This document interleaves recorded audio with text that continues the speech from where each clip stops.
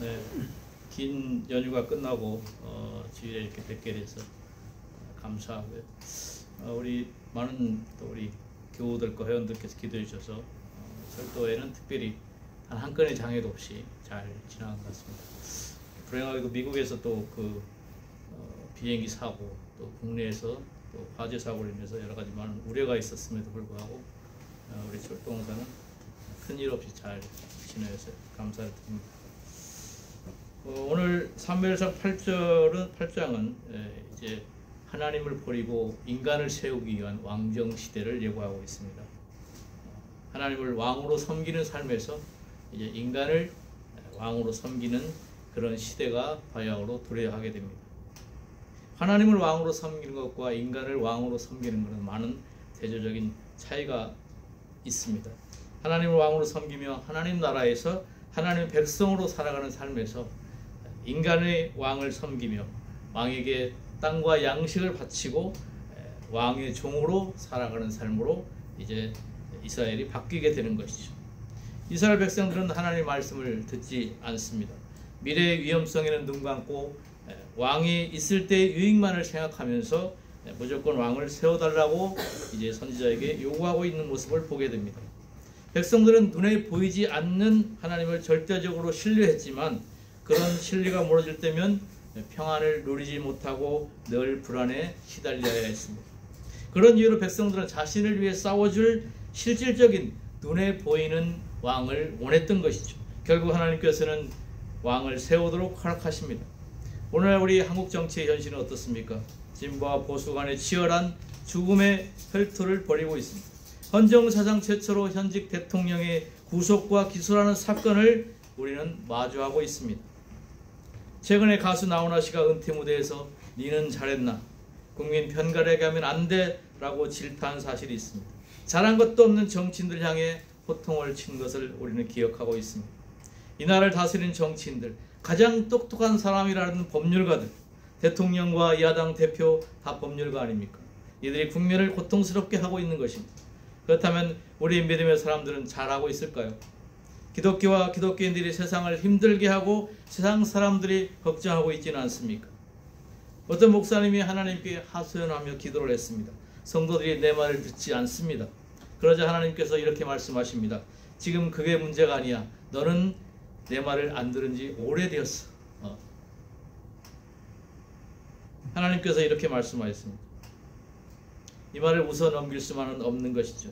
우리는 이 말씀을 되새기고 되새겨야 할 필요가 있을 것입니다. 본문 8장 7절 하반절에 보면 하나님께서 사무엘 선지자에게 말씀하십니다. 그들이 너를 버림이 아니요 나를 버려 자기들의 왕이 되지 못하게 함이니라라고 말씀하고 있습니다. 여러분이 섬기는 세상의 왕은 누구입니까? 물질입니까? 권력입니까? 자식입니까? 하나님을 왕으로 모시고 있습니까? 사랑하는 여러분, 예수 그리스도는 우리의 구원자이십니다. 우리의 절대 신이요 유일한 구원자는 오직 예수 그리스도뿐입니다. 우리가 사역하는 이유가 무엇입니까? 여러분의 존재 이유가 무엇입니까? 우리의 존재 이유는 오직 예수 그리스도여야 합니다. 우리가 어떻게 우리의 구원자신 예수 그리스도를 떠나 살아갈 수 있겠습니까? 우리의 왕이신 하나님을 떠나서는 단 한순간도 살 수 없는 것이 우리의 현실입니다. 하나님 나라 백성으로 살아가기 위한 예수님의 방법은 무엇입니까? 자신을 변화시키는 것입니다.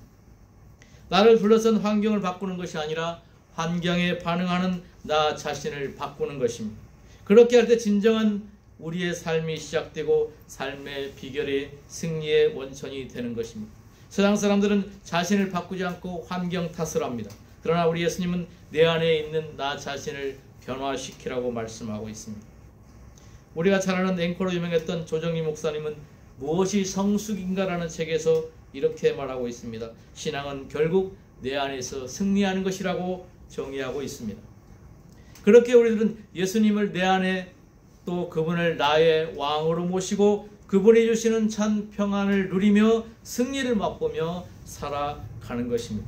세상의 그 어떤 것보다도 더 주님을 사랑하는 것이 우리 삶의 유일한 승리의 비결인 것입니다. 우리가 잘 아는 베드로는 예수님을 3번이나 부인했습니다. 마태복음 16장 15절 16절입니다. 이르시되 너희는 나를 누구라 하느냐? 시몬 베드로가 대답하여 이르시되 주는 그리스도시요 살아계신 하나님의 아들이시더라고 대답합니다. 베드로의 위대한 고백인 것입니다. 이 고백이 저와 여러분의 고백이 되기를 바랍니다. 그러면 주님을 사랑하는 방법은 무엇입니까? 우리가 믿음을 지키고 교회에서 봉사하고 예배자의 삶을 살아가는 것은 매우 모험적인 신앙인의 길일 것입니다. 그러나 무엇보다도 사람을 사랑하는 것입니다. 영혼들을 사랑하는 것입니다. 영혼을 사랑하는 방법은 바로 선교이고 또 우리가 지향해야 하는 전도인 것입니다. 누가복음 4장 18절 19절입니다. 예수님께서 회당에서 읽고 설교했던 구절이죠. 주의 성령이 내가 임하셨으니 이는 가난한 자에게 복음을 전하려 하시려고 내게 기름을 부으시고 나를 보내사 포로된 자에게 자유를, 눈먼 자에게 다시 보게 함을 전파하는 놀린 자를 자유롭게 하고 주의 은혜의 해를 전파하게 하려 하심이라 하였더라. 우리 주님께서는 가난한 자에게, 억누른 자에게, 포로된 자에게 자유를 주게 하시고 위로하시는 아름다운 소식을 선포하시기를 원하고 계시는 것입니다. 우리가 주목해야 할 부분은 누구보다도 물질적으로 가난한 사람들, 사회적으로 약한 사람들과 소외된 사람들, 종교적, 윤리적으로 소외되어 사람들을 있는 사람들에게 우리는 주목해야 합니다. 이들에게 우리의 구원자이신 하나님을 소개해야 하는 것입니다. 믿음이 무엇입니까? 믿음은 육적인 삶에서 영적인 삶으로 변화되는 것입니다. 주 안에서 형제요 자매가 되는 것입니다. 하나님 나라를 함께 이루어가는 것이고 주님을 함께 찬양하며 함께 예배자의 삶을 살아가는 것입니다. 함께 주님의 공동체를 만들어가는 것입니다. 선교는 우리의 왕이신 하나님 아버지께서 우리에게 주신 지상 명령입니다.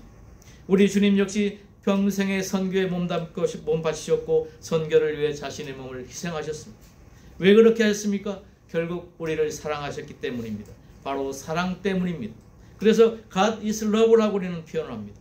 성경 전체의 핵심 단어는 바로 복음 굿뉴스인 것입니다. 복음은 사랑을 바탕으로 합니다. 사랑하기 때문에 복음을 전하러 그 먼 곳에 가서 자신을 희생하고 또 죽음의 피로 하나님 앞에 헌신하는 것입니다. 선교는 목숨을 거는 일입니다. 우리가 죽어야 선교가 이루어지는 것입니다. 선교의 피가 흘러야 열방의 민족들이 회복되어 다시 주님께 돌아오는 것입니다. 많은 선교사들이 복음을 위해 목숨을 버려야 했습니다. 선교사들의 순교로 인해 우리 한국 땅이 복음화되었고 선교 한국을 이루게 된 것입니다. 이들의 희생 위에 오늘의 한국교회가 성장했고 우리 한국교회가 존재하고 있는 것입니다. 우리가 다하는 지금은 마지막 시대입니다. 이제 우리가 복음을 전하는 일에 우리의 온몸을 들여야 할 때이십니다. 우리 절선교회 표가 비전이 무엇입니까? 은퇴해서 다시 일한다입니다. 무슨 일을 하겠습니까? 우리가 선교하고 전도하는 일에 우리의 인생과 우리의 모든 삶을 들여야 하는 것입니다. 그래야 주님께서 다시 재림하시고 하나님 나라가 완성되기 때문인 것입니다. 마태복음 24장 14절은 이렇게 기록합니다. 이 천국 복음이 모든 민족에게 증언되게 하여 온 세상에 전파되리니 그제야 끝이 오리라. 6년 전에 제가 좋아하고 함께 선교했던 선교사님 두 분이 순교하였습니다. 아시는 분도 있겠습니다만 한 분은 디르케에 선교했던 김천국 선교사님입니다. 그는 40대 젊은 분이었습니다. 디르케 선교사도 파송할 때 저도 협력 선교사로 파송한 분이기도 합니다. 파송된 지 5년 만인 2019년 어느 날 전도 대상자인 현재를 만나러 가다가 길거리에서 무참하게 젊은 친구로부터 칼에 찔림을 받고 현장에서 사망했습니다. 범인은 현지 경찰에게 현장에서 체포되었지만 재판을 받았지만 기독교 선교사인 이방인을 살해한 동기는 밝혀지지 않았고 철저하게 비밀에 묻혀졌고 단순한 청소년의 의벌보행, 심신미약자가 이방인을 살해한 것으로 결론이 났습니다. 어린 자녀가 2명 있었고 순교 당시에 출산을 임박했던 시기여서 저는 더 많이 안타까웠습니다. 그러나 이 이방인은 다시금 또 안정을 되찾고 현재 트리키에 나가 선교를 감당하고 있습니다. 또 한 분은 현직 고등학교 교사였던 정혜연 장로님입니다. 2018년에 이집트에서 저와 함께 단기 선교 사역을 함께 했던 분이기도 합니다. 21년도 여름 카자흐스탄에 선교를 갔다가 선교를 마치고 이제 귀국할 때에 코로나에 확진되어 비행기 타지 못했습니다. 그 이후 현지에 체류하다가 30일 만에 순교하셨습니다. 매년 여름 겨울 방학을 이용해서 열방에 나가셨고 또 2명의 자녀들을 학생 선교사로 보내신 선교 열정이 그야말로 대단한 분이셨습니다. 참으로 안타깝습니다. 세계 종교 갈등, 지구적인 갈등이 창세기 아브라함의 가정에서부터 시작되었습니다. 하갈의 아들 이스마엘과 사레의 아들 이삭의 탄생으로부터 갈등이 시작되었다는 사실은 우리가 오래전부터 알고 있는 사실입니다. 기독교와 이슬람의 지구적 갈등이 시작된 것이죠. 지금 이슬람은 거대하게 팽창하고 있습니다.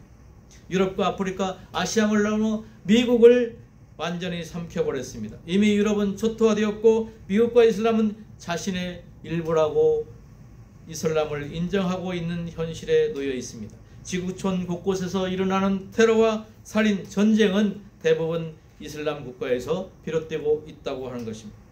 이러한 근본적인 문제를 해결할 수 있는 방법은 아마도 우리에게는 없을 것입니다. 오직 주님 앞에 엎드려 주님의 결정을 따르는 것이 우리가 할 수 있는 일입니다. 하나님의 위대한 역사를 기다려야만 하는 것입니다. 주님께서 이 모든 문제를 해결해 주시도록 우리는 기다려야 하는 것입니다.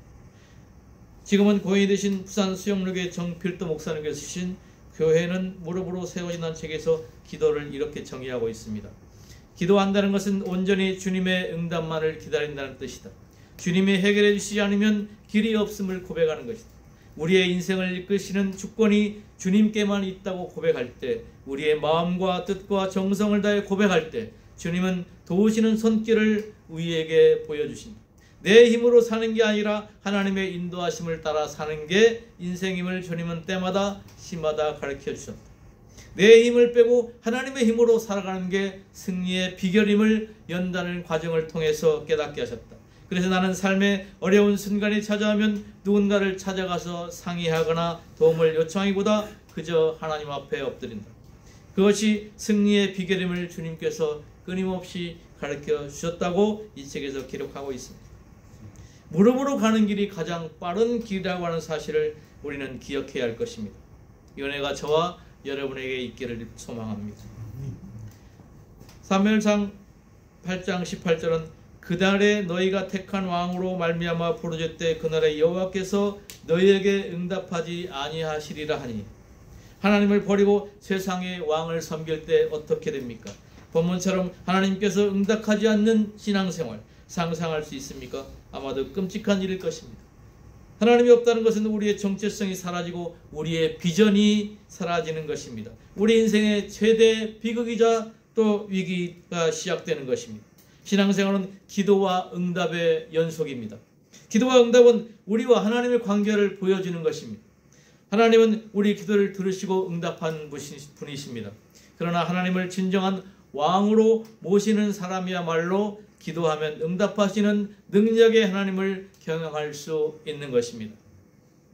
우리의 왕이신 하나님의 뜻을 따르는 일은 결코 쉽지 않습니다. 평탄하지 않을 것입니다. 하나님의 뜻을 따라 세상으로 나가기 위해서는 용기와 결단이 필요합니다. 가나안 정복을 위한 첫 관문인 요단강을 우리가 건너야 하는 것입니다. 여호수아 3장 13절입니다. 온 땅의 주 여호와의 궤를 맨 제사장들의 발바닥이 요단물을 밟고 멈추면 요단물 곧 위에서부터 흘러내리던 물이 끊어지고 한 곳에 쌓여 서더라. 하나님을 따르는 일은 결단이 필요한 것입니다. 결단에는 순종이 반드시 필수적인 것입니다. 그러므로 우리 신앙인들은 목숨을 걸어야 하는 것입니다. 우리에게는 순간순간 부딪혀오는 수많은 현실과 또 수많은 어려운 상황들이 닥쳐오고 있습니다. 그러한 상황 가운데서 우리를 가르치는 세상의 벽과 시련과 갈등이 있는 것입니다. 그런 시련과 갈등과 모험은 우리가 물러서느냐 전진하냐의 선택의 문제인 것입니다. 우리는 필연적으로 선택을 요구받고 있습니다. 그럼 우리는 과감한 신앙의 결단이 필요한 것입니다. 환경을 돌파해야 합니다. 믿음의 결단이 필요한 것입니다. 위기가 닥쳐올 때 우리는 어떤 상황에서도 두려워하지 않아야 합니다. 하나님을 의지하며 결단해야 하는 것입니다. 하나님을 신뢰해야 하는 것입니다. 믿음으로 승리하는 저와 여러분이 되시기를 바랍니다. 사랑하는 여러분, 올 한 해 성령 충만한 삶을 살아가시기 바랍니다. 우리에게 성령의 역사가 필요합니다. 우리가 조금 부족해도 성령의 역사가 나타나고 하나님께서 사용하시면 우리는 그 일을 감당할 수 있는 것입니다. 사도행전 2장 4절입니다. 그들이 다 성령의 충만을 받고 성령이 말하게 하심을 따라 다른 언어들로 말하기 시작하니라. 성령 충만하면 영적인 능력이 나타나고 하나님의 보호하심이 나타나고 하나님의 위대한 사역이 우리 앞에 펼쳐지게 되는 것입니다. 이제 결론을 맺고 싶습니다. 너희는 가만히 있어 내가 하나님 됨을 알지어다. 시편 46편 10절에서 11절입니다. 이르시길 너희는 가만히 있어 내가 하나님 됨을 알지어다. 내가 문나라 중에서 높임을 받으리라. 내가 세계 중에서 높임을 받으리라 하시도다. 만군의 여호와께서 우리와 함께 하시니 야곱의 하나님은 우리의 피난처시로다. 셀라. 우리와 함께 하시는 하나님, 우리의 왕이신 하나님, 우리의 피난처가 되시는 하나님을 우리는 바라보아야 합니다. 어떤 두려움과 환난과 고통과 절망 가운데서도 우리는 우리를 위해 싸우시는 하나님을 바라보아야 합니다. 출애굽기 14장 14절 말씀입니다. 여호와께서 너희를 위하여 싸우시리니 너희는 가만히 있을지니라. 사랑하는 여러분, 세상이 걱정하는 그리스도인이 아니라 세상을 걱정하는 그리스도인이 되어야 합니다. 세상 사람들을 이끌어가는 그리스도인이 되어야 합니다. 세상을 감당할 수 없는 그리스도인이 되어야 합니다. 그것이 우리 믿음의 사람들의 정체성인 것입니다. 걱정하지 마십시오. 모든 것은 하나님께서 하십니다. 그러므로 우리는 주님께서 주신 사명을 회복해야 하는 것입니다. 우리의 왕이신 하나님, 우리는 오직 하나님만을 의지하여 앞으로 나아가면 되는 것입니다. 그분을 바라고 나아가시기 바랍니다. 기도하시겠습니다. 사랑하신 아버지 하나님, 은혜를 감사합니다. 금년 한 해 많은 환경과 또 요동치는 정치 환경 속에서도 우리는 꿋꿋하게 하나님을 바라보며 하나님의 교회를 지키고 하나님 나라 완성을 향해서 우리의 온 몸을 던져야 할 것입니다. 우리가 결단하고 순종하고 또 선택하며 온전히 아버지 앞에 달려가는 귀한 한 해가 될 수 있도록 우리를 채찍질하시고 인도하여 주시옵소서. 우리의 정체성과 우리의 사명감을 가지고 온전히 하나님을 바라보며 그 모든 것들을 이루실 하나님을 바라보는 한 해가 될 수 있도록 우리와 함께하여 주시옵소서. 감사드리며 예수님의 이름으로 기도하옵나이다. 아멘.